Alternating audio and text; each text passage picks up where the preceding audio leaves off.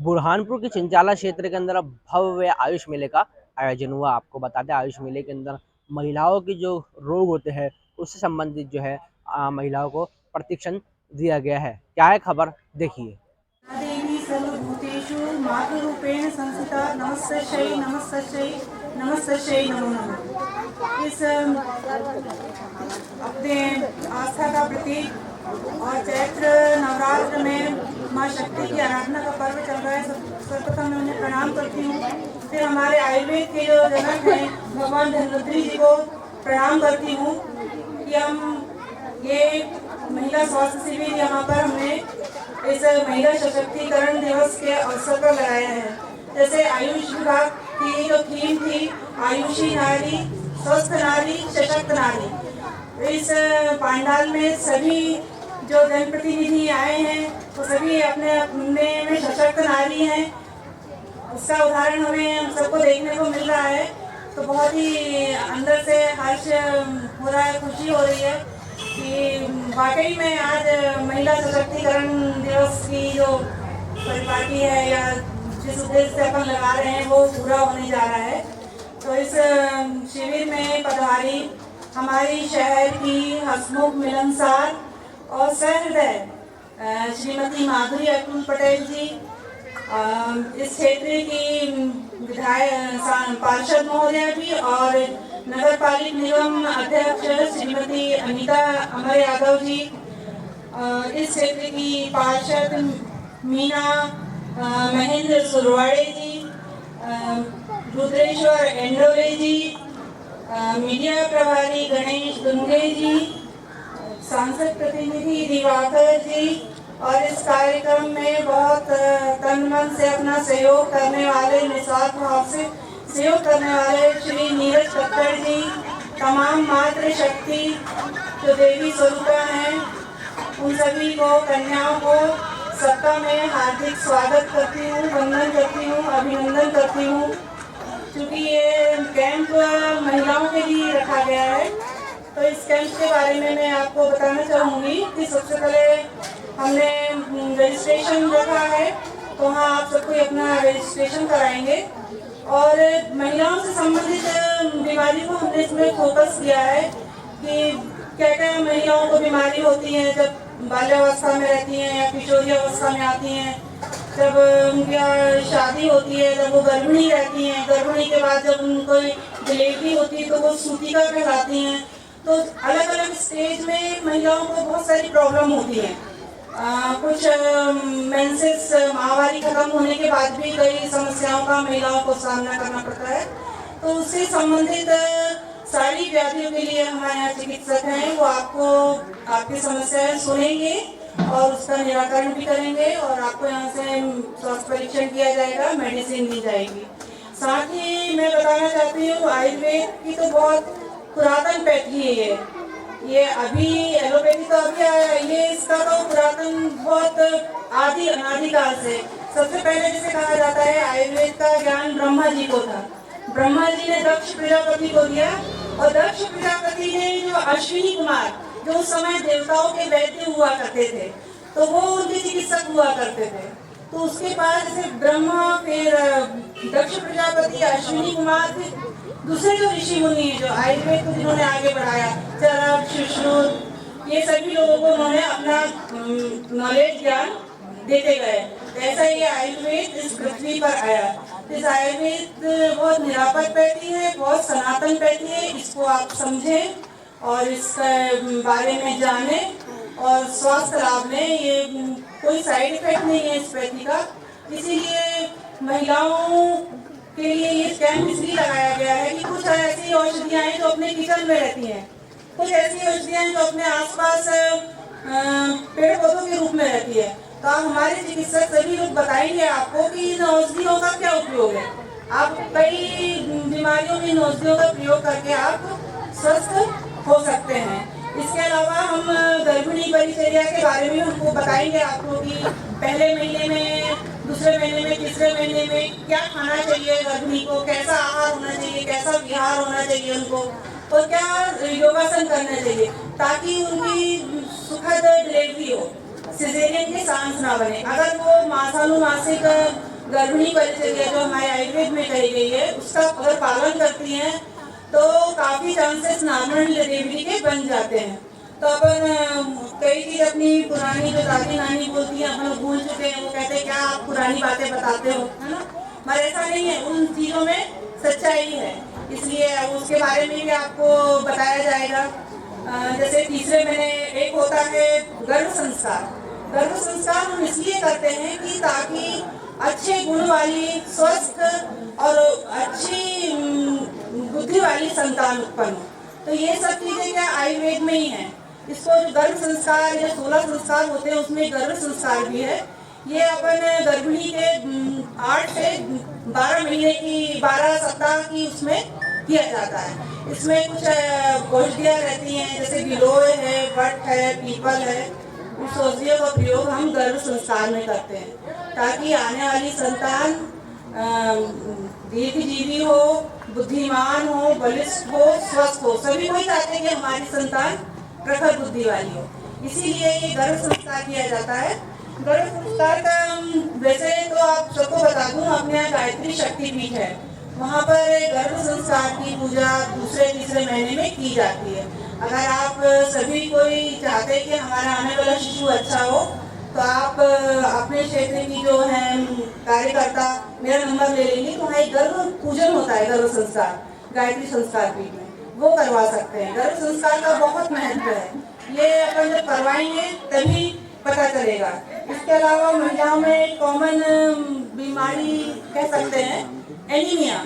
Anaemia होती है तो उसको अपन ध्यान ही रखती है महिलाएं, धीरे धीरे वो एनीमिक होती जाती है और कमजोर होती जाती है। इसके लिए भी हमने पोषण आहार की प्रस्तुति बताई है कि अपन अपने किचन में भोजन से सब्जियों से अपन अपना एनीमिया दूर कर सकते हैं। तो उसके लिए भी हम यहाँ आपको बताएंगे और मेडिसिन भी है वो भी यहाँ से आपको दी जाएगी। और एक हमारे विभाग की एक योजना है आयुष केयर ऐप। वो योजना इस प्रकार है कि एक ऐप है उसको आपको डाउनलोड करना पड़ता है प्ले स्टोर में जाके, तो उसमें आप घर बैठे वैद्य आपके द्वार आयुष क्योर ऐप योजना है ना, उसमें आप अगर रजिस्ट्रेशन करते हैं तो आपको विशेषज्ञ डॉक्टर जो जबलपुर में है, भोपाल में है, इंदौर में है, आपको आपके घर में ही मिल जाएंगे। आप उनसे अपना कंसल्टेशन कर सकते हैं, अपनी व्याधि बता सकते हैं और अपना इलाज दे सकते हैं और वो कुछ अगर टेस्ट बताएंगे तो वो कर सकते हैं। इसके अलावा जैसे आयुर्वेद का मैं आपको बताना चाहूँगी कि ये वात पित्त और कफ पर आधारित है। तो ये बहुत सूक्ष्म अपना कैसे अपन करें। पहले के समय में तो अभी तो इन्वेस्टिगेशन करा लेते हैं कि ये भाई ऐसा हो रहा है, डॉक्टर ने बोला ये टेस्ट करा लो, वो टेस्ट करा लो। पहले के समय में कोई टेस्ट नहीं होता था, कि दोषों की जो अनुसांस कल्पना थी उसी के अनुसार रोग का निर्धारण किया जाता था। जैसे कि आप समझ लो बात क्या है, तो मुख्य रूप में बता दूं आपको। बात है शरीर में कहीं भी पीड़ा है, दर्द है, पेन है, इसका मतलब आपका वात दोष बढ़ा हुआ है। शरीर में कहीं आपको जलन है, इसका मतलब पित्त दोष आपका बढ़ा हुआ है। तो अगर कहीं अपन को शरीर में खुजली हो रही है या इचिंग हो रही है, कुछ सूजन है, इसका मतलब कफ दोष। ये मोटा मोटा मैं आपको बता दी वात पित्त और कफ की अवधारणा। वैसे तो ये बहुत विशाल है और बहुत ज्यादा है इसमें बताने के लिए। आयुर्वेद का ये सिद्धांत है, तो ये रोगस्तु दोष वैषम्य दोष साम्य आरोग्यता, ये तीनों जो दोष है वात पित्त कफ, अगर ये सम मात्रा में रहेंगे तो इंसान स्वस्थ रहेगा। और इनका अगर कोई चीज बढ़ा कुछ कम हुआ तो वैसे लक्षण अपन को शरीर में दिखते हैं। तो अपन इन तीनों दोषों की साम्यता को बनाए रखें, वैसा आहार विहार लें। ऐसी बहुत सी चीजें आयुर्वेद में, आप लोग इंटरेस्ट लें, आयुर्वेद को जानें, समझें, उसको चिंतन करें, मनन करें, आयुर्वेद को अपनाएं और दूसरों को भी प्रेरित करें कि आयुर्वेद को अपनाएं। इसके अलावा कई गर्मियों में हम योगासन भी हम बताएंगे कि गर्भावस्था में कौन से योगासन कराएं ताकि सुखद नॉर्मल डिलीवरी हो, है ना। कई हमारी है इसमें कार्य चल रही कई क्षेत्रों में।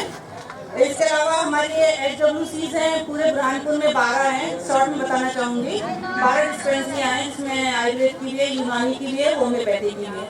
तो उसमें भी आप ले सकते हैं, जा सकते हैं, अपना स्वास्थ्य लाभ ले सकते हैं। इसके अलावा आज हम यहीं आपको टेली मेडिसिन के जरिए अगर आपको कोई गंभीर व्याधि होगी तो हम आपको यहीं से भोपाल के और इंदौर के डॉक्टरों से आपका कंसल्टेशन करवाएंगे। ये सुविधा भी हमने यहाँ पर आज रखी हुई है। तो आप लोग से सबसे निवेदन है और सभी जनप्रतिनिधियों से भी निवेदन है कि आप हमारे आयुषपैथी से अपनाने के लिए सभी को उत्साहित करें। मंच पर उपस्थित बुरहानपुर की नगर निगम की महापौर माधुरी अतुल पटेल जी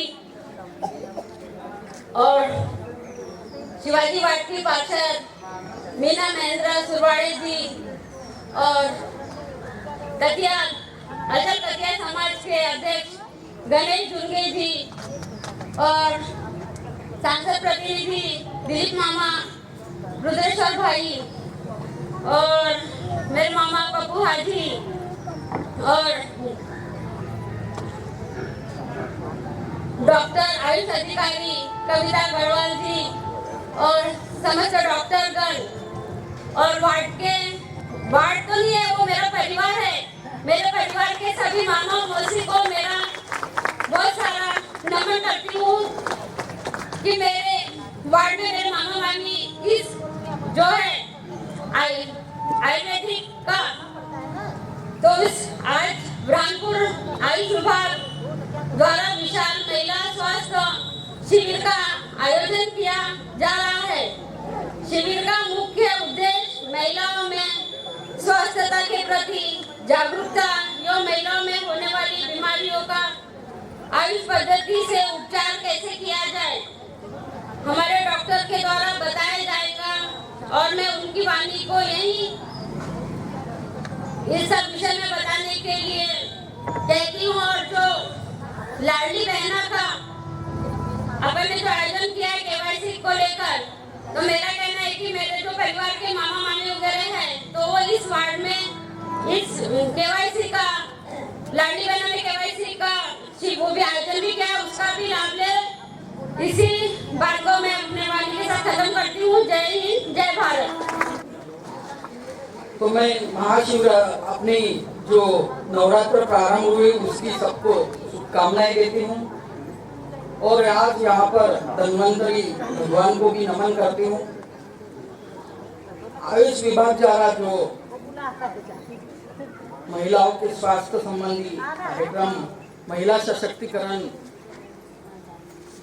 का जो कार्यक्रम उपस्थित किया है उसमें मेरी बहन नगर निगम की अध्यक्ष अनीता अमर यादव जी, शिवाजी नगर की पार्षद बहन मीना सुरवाड़े जी, मेरे भाई रुद्रेश्वर इंडोले जी, हमारे भाई गणेश दुर्गे जी, हमारे भारतीय जनता पार्टी के प्रेरणादायी ऐसे सांसद प्रतिनिधि आदरणीय भाई दिलीप दिवेकर जी, भाई राजेश गायकवाड़ जी, भाई पप्पू हाजी जी, भाई नीरज कक्कर जी और यहाँ पर उपस्थित सभी आयुष अधिकारी एवं कविता गढ़वाल जी और उनकी टीम, और यहाँ पर उपस्थित अभी अनीता दीदी ने बोला कि मेरी सब मौसी बहने मामा मामी है, तो मेरी भी मामा मामी ही हुई ना। मैं सबको इस शिविर में बहुत सारी शुभकामनाएं देती हूँ कि आज ये शिविर महिला सशक्तिकरण के जो शुरुआत की है, क्योंकि महिला कभी अपनी आयुष विभाग द्वारा जो महिलाओं के लिए मिशन ये महिला सशक्तिकरण का महिला स्वास्थ्य शिविर का जो आयोजन किया है, इसमें कभी महिला स्वस्थ रहेगी तब पूरा घर स्वस्थ रहेगा, क्योंकि महिला कभी अपनी बिस्तर पर लेटी रही तो घर कभी अच्छा नहीं लगता, आपको पता होगा, क्योंकि खाना कौन बनाएगा, काम कौन करेगा। बच्चे भी सोचते हैं कि माँ को क्या हुआ, पति भी सोचता है कि मेरी पत्नी को क्या हुआ। महिला ही अपनी घर की माँ हो, घर की बहन हो, घर की बेटी हो, जो घर का दायित्व निभाती हो, ऐसी मेरी महिला बहन भी जब सशक्तिकरण का जब विषय आएगा तो अपना पूरा परिवार ही सशक्ति के लिए आगे बढ़ेगा। इस शिविर के मुख्य उद्देश्य के लिए स्वास्थ्य के प्रति जागरूकता एवं शिविर के माध्यम से महिलाओं को होने वाली बीमारियों की आयुष पद्धति से उनका उपचार कैसा किया जाता है, ये अभी कविता दीदी ने आपने को बहुत विस्तार से बताया कि, और ये भी बताया उन्होंने कि इसका साइड इफेक्ट कुछ भी नहीं है। मैं भी बहुत बार लेती हूँ और महिलाओं की उनके स्वास्थ्य के प्रति सहज रहना, सजग रहना, जिसका स्वास्थ्य ठीक रहे, स्वस्थ रहे और अपना घर भी स्वस्थ रखे। मैं ऐसी सभी महिलाओं को कहूंगी कि इस वार्ड में बहुत सारी महिलाओं ने भाग लेकर अपना स्वास्थ्य ठीक रखे, अपना भविष्य को उज्जवल बनाए, अपना घर भी स्वस्थ रखे। और अभी बता रहे थे कि एक में दो, कभी भी बहनें एक में दो काम करती है। अभी 25 तारीख से हमारी बहनों का रजिस्ट्रेशन शुरू हो जाएगा लाडली बहना योजना का, तो उसका भी हमारी अनीता बहन ने KYC का प्रारंभ किया है। अधिक से अधिक बहनें इसमें लाभ लेवे और हमारी ये जो मुख्यमंत्री जी की योजना है कि हमारी बहनों को 1000 रुपए महीना मिले। मुझे पता है बहनों के पास पैसा आता तो वो अपने ऊपर खर्चा कभी नहीं करती, अपने बच्चों पे, अपने पति पे। कभी अपने पति के पास पैसा नहीं रहेगा तो तुरंत निकाल कर देगी। मैं ऐसी सभी बहनों को बहुत सारा धन्यवाद देती हूँ, बहुत सारा उनका अभिनंदन करती हूँ। जय हिंद, जय भारत।